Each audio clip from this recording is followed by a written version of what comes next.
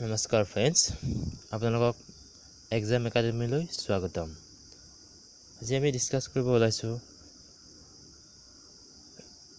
India index 2020 কিছুমান rank. এই ৰেংককেইটা আপোনালোকৰ বাবে এক্সামৰ বাবে ইম্পৰ্টেণ্ট। আহকচোন আলোচনা কৰোঁ ভিডিঅ'টো দেৰি নকৰি। প্ৰথমটো হ'ল গ্ল'বেল প্ৰেছ ফ্ৰীডম ৰেংক। ইণ্ডিয়াৰ স্থান 142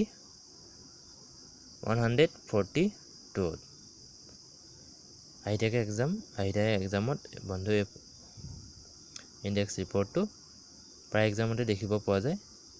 2 নম্বৰটো হ'ল হেনলি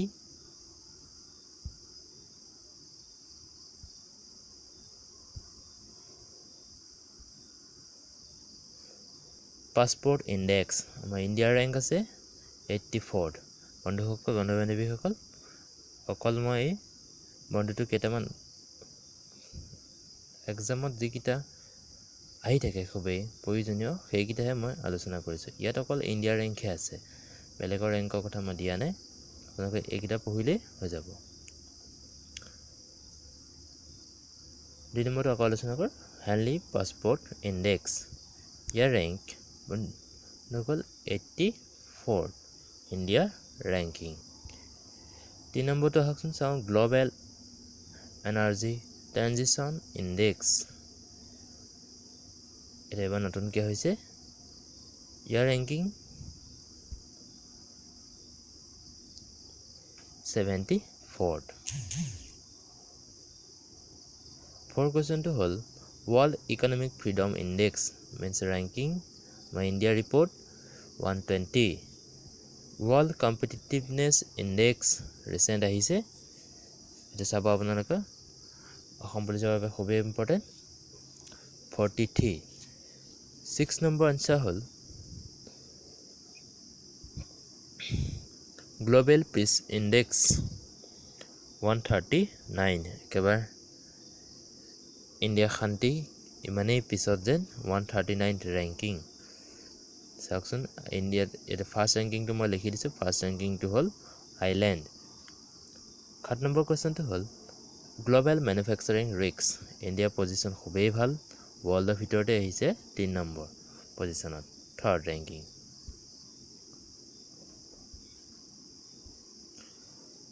ৱৰ্ল্ড হেপিনেছ ৰিপৰ্ট 144। গমটো পাইছে ৰিপৰ্টটো দেখি আপোনালোকৰ ইণ্ডিয়াৰ ৰেংকিং এইটো ৰিচেণ্ট আহিছে, খুব সম্ভৱ জুন জুলাই তেনেকুৱা মানত দিয়া গৈছে। ফাৰ্ষ্ট আছে ফিনলেণ্ড। এনভাইৰমেণ্টেল পাৰফৰ্মেঞ্চ ইণ্ডেক্স খুবেই প্ৰয়োজনীয় এইটো আপোনালোকৰ বাবে। এইটো হ'ল ইণ্ডিয়াৰ ৰেংকিং 168। 10 নম্বৰ কুৱেশ্যনটো চাওক ফিফা ৰেংকিং 190ত ৱৰ্ল্ড ইণ্ডিয়া ৰেংকিং। ফিফাৰ বৰ্তমান যিটো ছেপ্টেম্বৰত অহাটো, এপ্ৰিলৰ মাহত নহয়, এইটো ছেপ্টেম্বৰত অহাটো 109 চৰি ক্ষমা কৰিব। 11টো হ'ল global democracy index. Global democracy index বন্ধুসকল অসমীয়াত দিয়া নাই, ইংৰাজীতে সহজ হ'ব, আপোনালোকে ইংৰাজীতে মুখস্থ কৰি ল'ব। গ্ল'বেল ডেম'ক্ৰেচি ইণ্ডেক্সত ইণ্ডিয়াৰ ৰিপৰ্ট আহিছে 51।